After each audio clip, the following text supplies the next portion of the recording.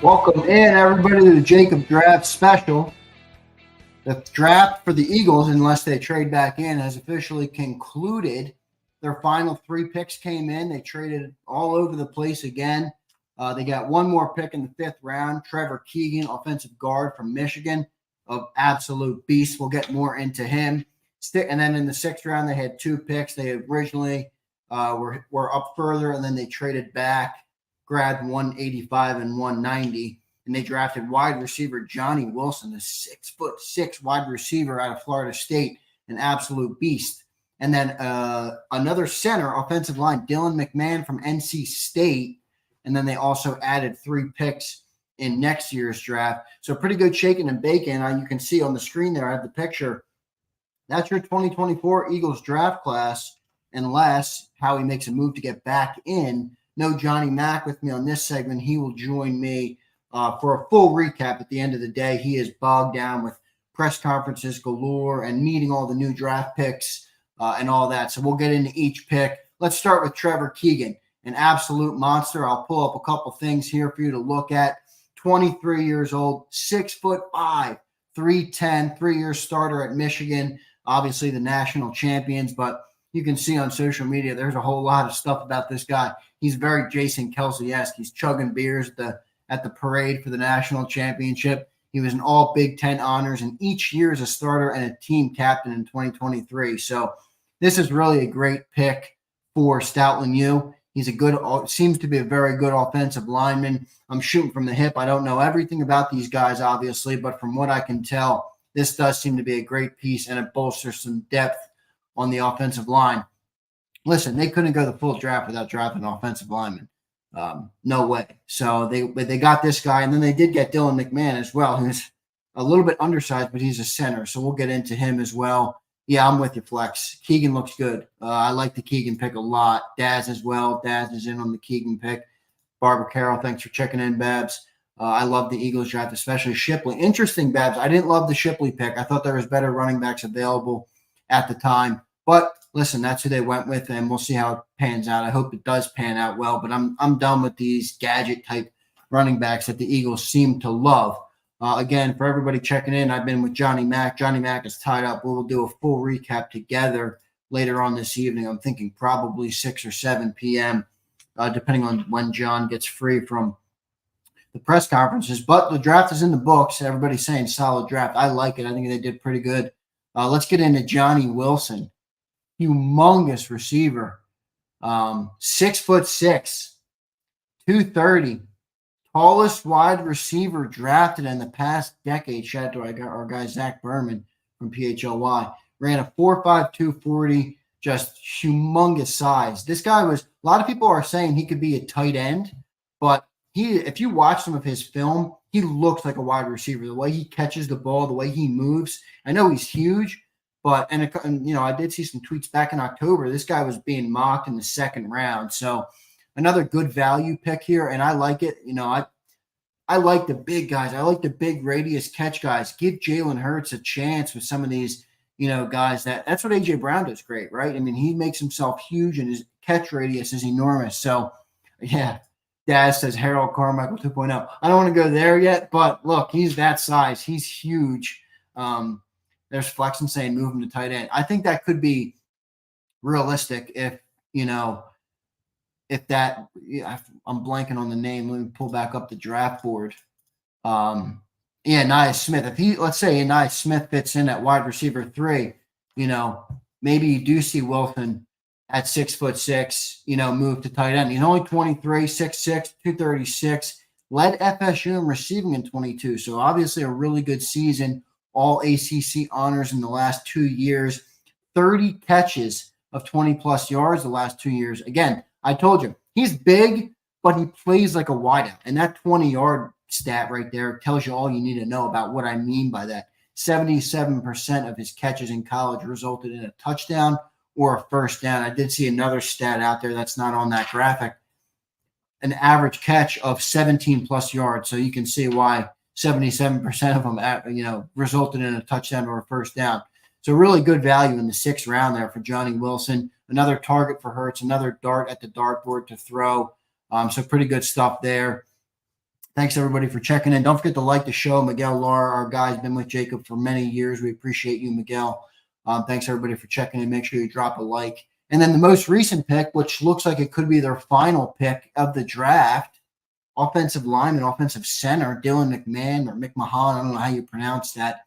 44 starts at NC State, can play all three interior positions. So there you go, another Stoutland U type of guy where he can mold him. You know, he's like a piece of clay. Mold him for where he needs him, for what he can use him for. Very athletic, second best three-cone short shuffle of all O linemen at the combine. So pretty impressive stuff. Definitely an athletic center. Another interesting stat about Dylan McMahon. He was drafted at 190. You know, another center, a historic Hall of Fame center for the Philadelphia Eagles that was drafted right in that range. Jason Kelce at 191 was where we drafted Jason Kelce. So pretty cool. Jason retires and they draft another center at 190. I'm not saying this guy will be Jason Kelce, but it is a pretty cool story. So that's the look at the draft, guys. I mean, that's, you know, we're all done now, at least assuming Howie doesn't trade back in, and he's a menace with the trade, so you can never completely rule it out. But overall, I like these last three picks. I think Johnny Wilson's a good dart. He's a huge, huge wide receiver, big physical attributes. I like when you're late in drafts like this, you're throwing darts at the dartboard. I like the guys with the big physical attributes, the guys that can turn into something with good coaching, you know, polish them up, be better players. And then that Keegan, you know, Trevor Keegan is an absolute beast. I think he's going to be he could give Tyler Steen a run for his money at offensive guard. That might be bold prediction, but this guy looks like an absolute beast. You know, if Stoutland U gets on him, Stoutland coaches him up a little bit, I could see him fitting in there right next to Lane Johnson quick. Another stat on him, he allowed 0 sacks allowed in 2023 in 382 pass block snaps. So really impressive stuff for Trevor Keegan out of Michigan. They just won the national championship. Anytime you can add a winner to your roster, I think that's a win in itself. So pretty good stuff. Shout out to Busy for checking in Commanders over Dallas. I thought the Commanders had a pretty good draft today. I thought or this week. I thought they were pretty I like the quarterback they picked. So, you know, the Snyder era is over. Let's see what they can do. Hopefully not much, and the Eagles can, you know, continue to reign supreme in the NFC East. But the Commanders could come up if Jaden Daniels works out. Shout out to Dank Young for checking in. These trades were crazy. I agree, man. I think I saw the tweet from Schefter. Howie set the record for most trades in a draft by any NFL team. So pretty impressive stuff. But again, thanks you all for checking in. We're going to do a full recap with Johnny Mack later on tonight. He is bogged down with pressers and people meeting and trades and all sorts of stuff, as you guys can probably tell. When you're covering this team and they're trading and moving and shaking and baking, it makes it a lot harder to, you know, come on and do a hit with me, you know, so when he's down there at NovaCare. So pretty good stuff. I want to hear from the chat more what you guys think of the overall draft. We'll get into it later on the recap, but, you know, you look at this board. I'll bring it right back up real quick for you. This is your 2024 Eagles draft. They added 3 picks next year, which is great. I think they might get Doc to pick for the Saquon move, but we'll see how that plays out. Johnny Mack said that's not guaranteed yet, so we'll see. But round 1 of 22, you get Toledo cornerback Quinyon Mitchell. I think that's a good pick. I'm a little nervous about the competition, but he does look like he has the raw skills to adapt to the NFL very quickly. And then fan favorite Cooper DeJean, defensive back out of Iowa, can play inside corner, can play outside corner, can play safety, a good defensive back. And look, we needed defense. We know we needed defense coming into this draft, and the Eagles certainly addressed it. Alex Hunt. A lot of people didn't like this pick. I wasn't too high on it. I thought it was a little early to take a complete flyer. This is a good question here. Speaking of Hunt, do you think he's an outside linebacker or an edge? It's interesting because he used to be a safety. A lot of times you hear edge rushers switching from, you know, like you said, a linebacker, and they get a little lean. He was a safety. He was a 190-pound safety. Now he's 250 pounds and he's projected to be an edge in the league. I think it's good. I like it because, like I said, I like the taking a flyer on physical attributes on a guy that could mold his game and get better. So from that perspective, I like it, but I do think it was potentially a little early for that. That's what I will say about that. Hunt, Eagles traded back twice and landed on him, so they acquired more picks and then took their guy. So maybe they didn't like anybody in that round. It's tough to say. Yeah, I hope he can drop back. I did see some stuff. I mean, he did. Look, he came from safety. This isn't not – he was a coverage guy. He was playing safety. So I do think some of those attributes probably Vic Fangio will like. And then you add in his big size, and his stature. They bet on the physical attributes there with that player, which was pretty good stuff. We'll move into round 4. They took Will Shipley, the running back out of Clemson. Barbara Carroll, you were in here saying you liked the pick. I didn't hate the pick. I'll just say they kind of love these gadget running backs. He had a lot of drops, and he's a screen guy. He's a big screen guy. Now, I do think he's pretty good in pass coverage, blocking, which is good.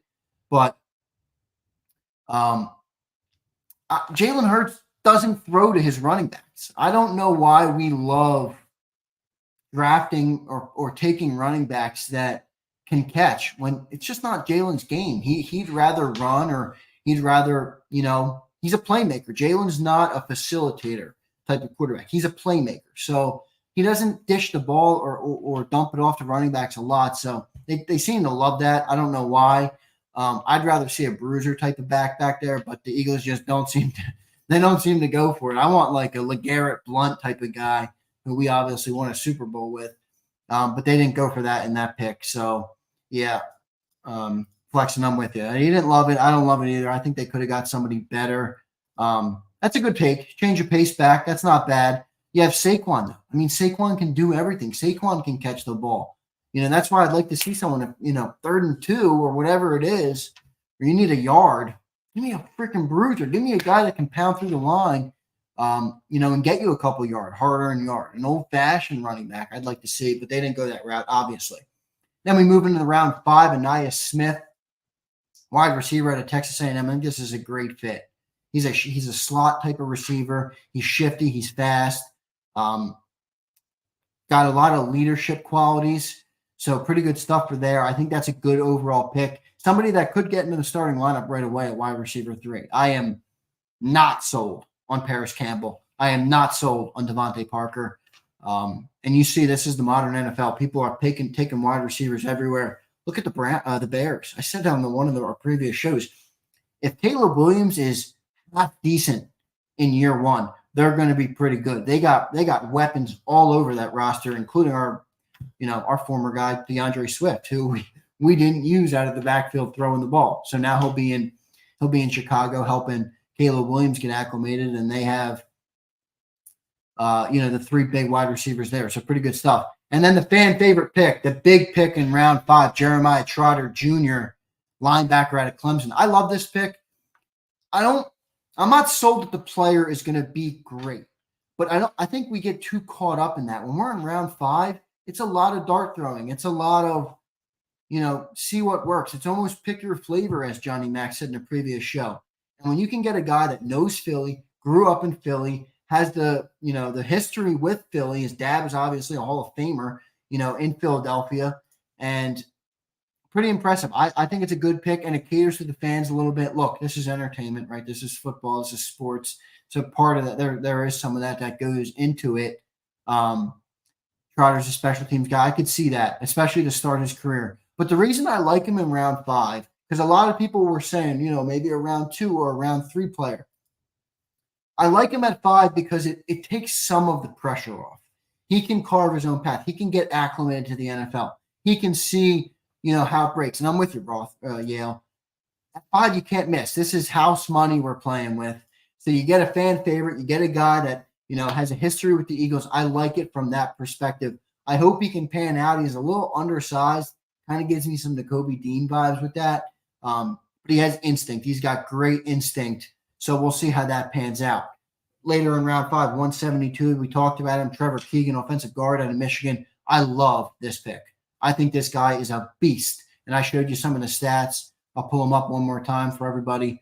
23 years old, 6'5", 310, a 3-year starter, 37 starts, earned all Big Ten honors in each year as a starter. So 3 straight years he was all Big Ten, and a team captain in 2023 when Michigan obviously won the national championship. So pretty good stuff there. You put him in Stoutland U. I think he could give Tyler Steen a run for his money starting for offensive guard.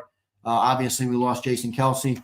Cam Jurgens is going to shift to center. Now you have the guard. Tyler Steen is supposedly moving up. I think Keegan could be a good option there. I really do. 6'5", big guy, pretty good stuff. And then Johnny Milt Wilson later in the 6th round, 185 overall, wide receiver out of Florida State. Humongous. Tallest, I think it was Zach Berman put that out. The tallest receiver drafted in the last decade. He's huge, enormous, 6'6", tremendous. But he runs a 4.5, so he's a fast guy. He's got a lot of receiver attributes, but he's huge and maybe could move to tight end. A lot of people said that, but if you do watch him play, he doesn't play like a tight end. He plays like a wide receiver. So it'll be interesting to see how they use him. But I like it. I like it as even a wide receiver 4. It's almost a Julio Jones fit, right? I mean, what Julio was obviously didn't have a huge role, but when you need a guy at the goal line or somebody that has a huge catch radius, put him in there. I love it from that perspective. And then they closed out the draft. Dylan McMahon, offensive lineman, offensive center, but he can play all 3 positions, they say, on the inside. NC State, a little bit smaller guy, but took him at 190. I told you Jason Kelsey was taken at 191. So pretty cool. Jason retires and they draft Dylan McMahon. So pretty good stuff. And then the other thing they added this draft, they added those 3 picks next year, a 3rd, a 4th, and a 5th. And Howie, he'll probably be, he'll probably take those 3 picks and turn them into 3 more or 6 more picks. So pretty good stuff. But thanks everybody for tuning in. I appreciate all the viewership we've had this draft weekend. It's been tremendous. All of you guys are, awesome, and you're always loyal to the channel, and we appreciate it very much. Yeah, Wilson is not a tight end. I agree. I mean, you watch his tape; he doesn't look like a tight end, but his size, Takeem, I mean, he's big. He's sized like a tight end. So from that perspective, we'll see what they can use him, where they can use him. I want to remind you all to like the show, share the show, and help the network grow. Make sure you're subscribed, as I know many of you are. We appreciate all the coverage. Stay tuned later tonight. Johnny Mack is going to join me, and he'll give his perspective on day 3. And then tomorrow I'll have Cilio up. We'll have Johnny Mack up, and we'll do a full draft recap. But there's your 2024 class. Assuming the Eagles don't trade back in. Obviously, I've been live. I haven't been following. I don't think they traded back in. But if they didn't trade back in, this is your draft class right here. And I think it looks pretty good on paper. Obviously, that's just on paper. So we have to see how some of these guys pan out. Babs gives it an A+ on the draft. Wow, Babs, that's a high score for guys that haven't gotten their jock strap yet. I am not ready to go there, but I will say, the draft, there's a lot of risk in every draft, no matter where you're picking. So I do think they picked good, sound players. Howie really reads the board well, whether you like Howie or not. I'm not the biggest Howie guy. I love Howie. I mean, I think Howie's done good work, but I'm more in the Cilio boat of sometimes he gets under my skin. Sometimes I don't think he's, plays it right, or he gets too caught up in the headlines. And I think he played this right. I mean, I think you look at even the Cooper DeJean pick, right? He waited 8 picks in the 2nd round, and then he packages 50 and 53, jumps up to 40, gets their guy, and then you see 3 corners go right after that. So that right there, that's just good reading of the draft board, and that's an underrated skill in the NFL draft. Flex agrees with me. He's not a huge Howie guy. But look, yep, Babs, 3 extra picks next year. That's good stuff.